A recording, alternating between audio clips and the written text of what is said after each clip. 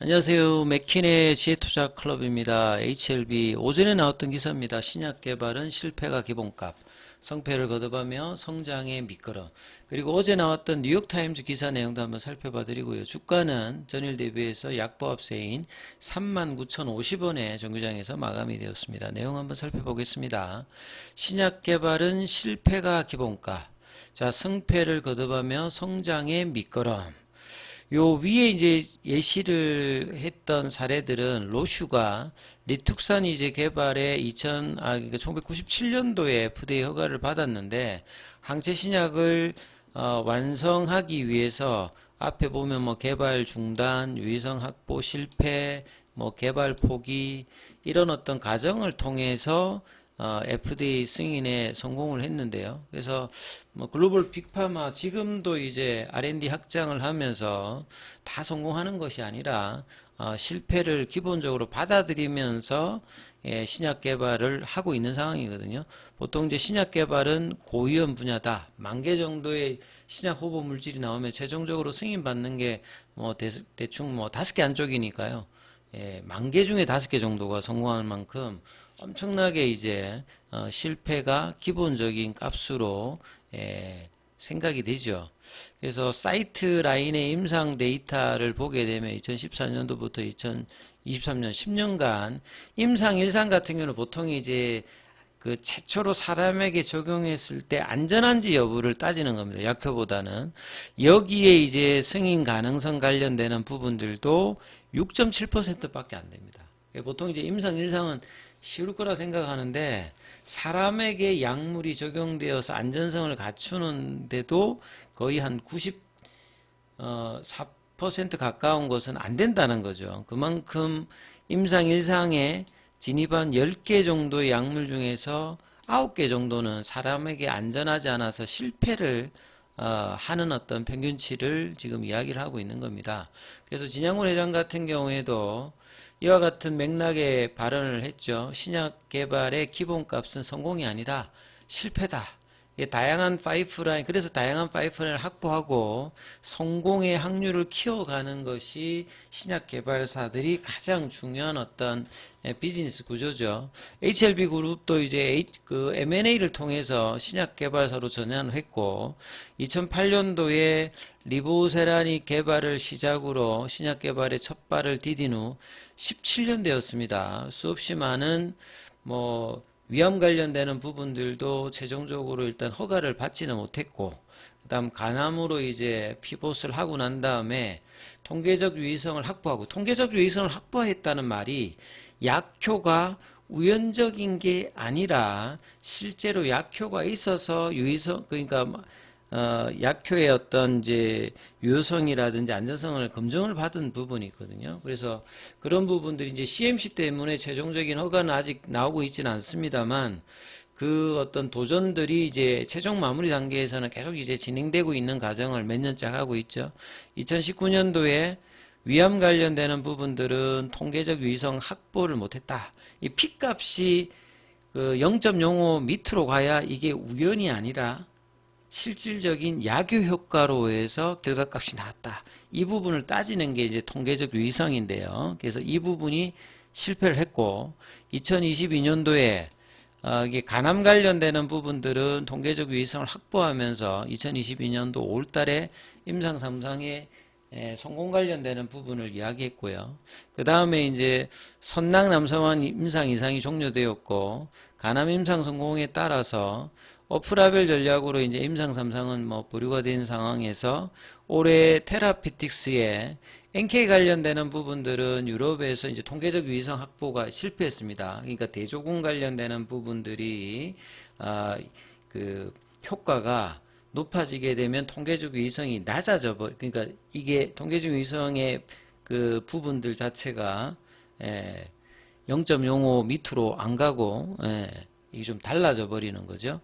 그리고 이제 HLB 세례 수술용 지혈제 같은 경우에는 임상 5년 만에 최종 성공의 품목 허가를 준비 중인 상태입니다. HLB 그룹의 관계자들은 과거 실패를 통해서 하나의 파이프라인, 이거는 이제 위암을 이야기하는 거죠. 2019년 이후에 그 M&A를 강화하면서 파이프라인을 확장했던 부분이 뭐 미국에서도 하나의 파이프라인이 실패하면 회복을 못하는 어떤 신약 개발사들이 많습니다. 그래서 이제 파이프라인을 전략적으로 이제 가져가는 부분이 있는데 HLB도 2019년도 이후에 이제 이런 부분을 가져가면서 그게 이제 병렬 구조죠.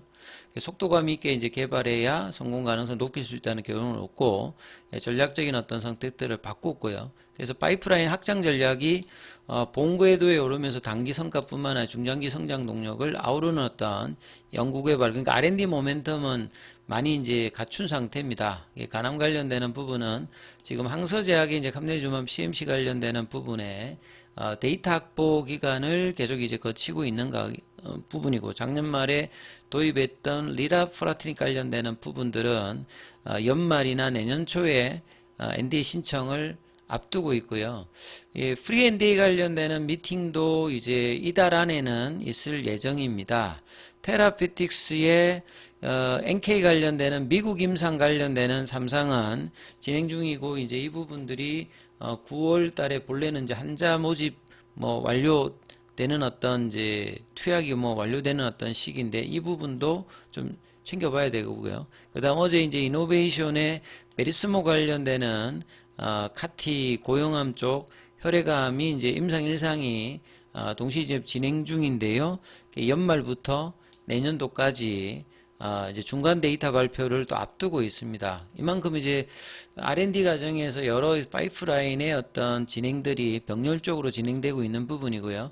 그 다음에 이제 뭐 제노포커스가 HLB 쪽으로 와서 이제 HLB 제넥스가 되었는데, 여기도 그 뉴로투브라든지 HLB 제약의 그 건긴장 이상증 치료제 뉴로토브, 그 다음에 이제 HLB 제약의 장기 지속형 주사제 국내 임상 1상, 여러 이제 파이프라인의 R&D를 지금 이야기하는 거죠. 그 다음에 이제 HLB는 한국과 미국에 200여 명의 R&D 인력, 항서제약 같은 경우는 R&D 인력이 한 5,000명 됩니다. 그러니까 항서제약의 R&D의 어떤 그 양적 기준만 하더라도 HLB 그룹이 200명이면 항서제약은 한 5,000명 되니까 한 뭐 몇십 배 많은 거죠. 그래서 모달리티는 이제 뭐 항체 치료제다, 뭐 저분자 물질이다, 이런 이제 여러 가지 그 제형이라든지 이런 부분들이 바뀌어 있는 부분, 그 다음에 오픈 이노베이션을 통해서 파이프라인 확장을 확보하고 있는 부분들은 장기 성장의 동력원들을 갖추고 있는 거죠. 한용희 CTO 같은 경우에는 실패를 거듭하고 있다고 생각하는 사람들이 많겠지만 경험과 지식을 엉축하는 시간들이고, 머지않아 그 축적된 시간의 힘이 최종적인 이제 상업화 성공으로 나타날 것으로 믿어 의심치 않다. 그만큼 간암은 사실은 이제 통계적 위성 확보를 한 상태이기 때문에요. CMC 관련되는 시간적인 부분만 해결하게 되면 뭐 성공 가능성은 뭐 여전히 지금 있는 상태이기 때문에, 다만 이제 시차적인 어떤 부분으로 주가는 이제 그런 부분을 미리 또 반영하면서 다시 또 바닥권으로 와 있는 어떤 상황입니다. 앞으로도 흔들림 없는 R&D 연구개발에 매진해서 결국 미국과 유럽에서 성과를 내는 목적을 입증하겠다, 이런 의지를 다시 한번 뭐 밝혔는데요. 주가는 오늘도 이제 뭐 사상 최고가를 시장은 기록하고 있음에도 불구하고 좀 아쉬운 흐름들을 계속 이어가고 있는 상황입니다. 그리고 이제 뉴욕타임즈 이제 기사 내용은 어제 이제 항서제약이 좀 빠졌던 부분이 뭐 이런 부분들의 영향이라고 이제 보여지는데요. 최근에 뉴욕타임즈에서 보면 US 드럭 메이커, 그러니까 제약사들이 경고를 하고 있다. 화이트 하우스 오브 케이오스 as Trump raise curbs on China에 되어 있잖아요. 중국에 대해서 뭐 제한하는 어떤 부분들의 비중을 높이고 있다, 이런 어떤 내용들인데요. 한글로 나온 국내 기사를 좀 살펴보면 트럼프 행정부가 행정명령으로 중국산 의약품 관련해서 허가 제한 관련되는 부분을 고려한다, 명확하게 이제 뭐 방침을 확정한 것이 아니고 고려한다는 내용만 나왔을 뿐임에도 불구하고 최근에 이제 항서제약하고 이제 홍콩이나 중국 쪽에서 보면 갭다운에서 어제 이제 갭다운 양봉이 나타났던 부분이 이제 이런 영향을 조금 받았다라고 보여집니다. 그래서 행정명령으로 중국산 의약품 관련되는 허가 제한 관련되는 부분을 한다가 아니라 고려하고 있다고 이게 보도가 뉴욕타임즈가 이제 10일 날 보도를 했거든요. 이 행정명령 초안입니다. 확정된 게 아니라 미국 제약회사가 중국 바이오기업 의약품을 허가하려는 시도에 대해서 더 엄격한 이 조사를 제한하는 정책이 포함되어 있다. 행정명령 초안 안에. 그래서 이런 부분들이 이제 불확실성의 또 우려를, 그리고 뉴욕타임스의 보도에 대해서 백악관은 행정명령 초안을 적극적으로 고려하고 있지 않다. 이게 또 언급을 했어요. 그러니까 서로 이제 상반된 어떤 부분들, 그리고 제약회사가 임상 연구를 더 빨리 시작할 수 있도록 FDA가 검토 절차를 가속화하고 있는 거에 대해서 트럼프 행정부의 논의를 언급했다. 그러니까 서로 조금 이제 뭐 지금 언론 보도상하고 정부에서 뭐 이야기하는 부분하고 조금 이제 그 견해차가 지금 분명히 있는 어떤 부분들이거든요. 그래서 한국바이오협회가 이제 11일 어제 이제 뭐 이슈 브리핑에서 뉴욕타임스가 보도한 이러한 어떤 다양한 제안은 중국의 영향이, 원체 이제 중국의 신약 개발 역량이 정부의 어떤 지원을 통해서 굉장히 빨리 일어나고 있는 부분들이죠. 그러니까 중국은 이제 임상의 속도도 굉장히 빠르고요. 그 다음에 그 인종이 이제 다양한 부분들이 있기 때문에 다른 어떤 국가보다 임상을 비용도 이제 여러 이제 인종들이 있기 때문에 이런 부분들이 저렴하고 속도도 굉장히 빠르하고 비용이 조금 그 상대적으로 저렴하기 때문에 다국적 제약사들도 중국 임상 관련되는 부분에 이런 부분들의 어떤 장점을 가지고 있다, 이렇게 봐야 되겠고요. 그래서 이런 쪽 관련되는 부분에서 글로벌 빅파마가 중국 기업들의 라이센스 아웃 관련되는 부분을 계속 이제 강화하고 있는 부분에 대해서 조금 뭐 견제책으로 뭐 이야기 나왔던 부분들인데,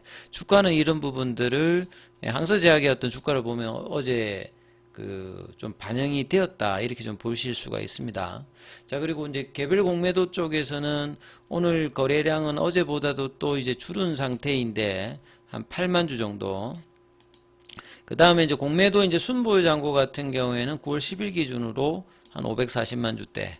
그 다음에 이제 공매도, 그러니까 대차 거래에 관련되는 부분들은 훨씬 또 체결이 어제도 마찬가지고 오늘도 좀 더 많았기 때문에 수급의 부담은 계속 이제 주고 있는 상태이다. 그러니까 거래량이 터지어야 이제 이 부분들의 어떤 극복이 되는데, 거래량이 계속 이제 지난주 금요일날 터지고 이번 주에는 거래량이 줄은 상태에서 연봉으로 그 화요일, 월요일에 어떤 시가, 그러니까 화요일 날에 38,900원 이 부분을 강하게 넘어가지는 못했습니다. 어제하고 그제는 이틀 동안 양봉이었는데 오늘 다시 약보합권 흐름이 나오면서 뭐 프로그램이라든지 뭐 기관들 같은 경우는 소폭 매도세를 보였고요.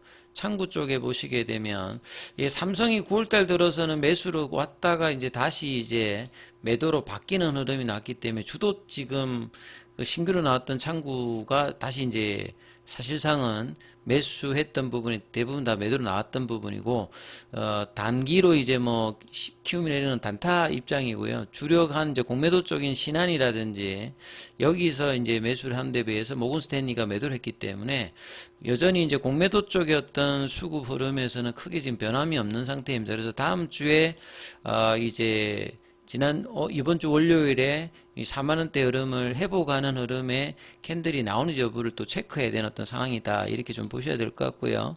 장중에는 무료 텔레그램방이 운영되고 있습니다. 링크되어 있는 부분 확인해 주시면 되고, 입장 문의는 문자 남기시면 안내해 드리고 있습니다. 계열 종목에 관련되는 성명은 이어지는 영상에서 살펴봐 드립니다.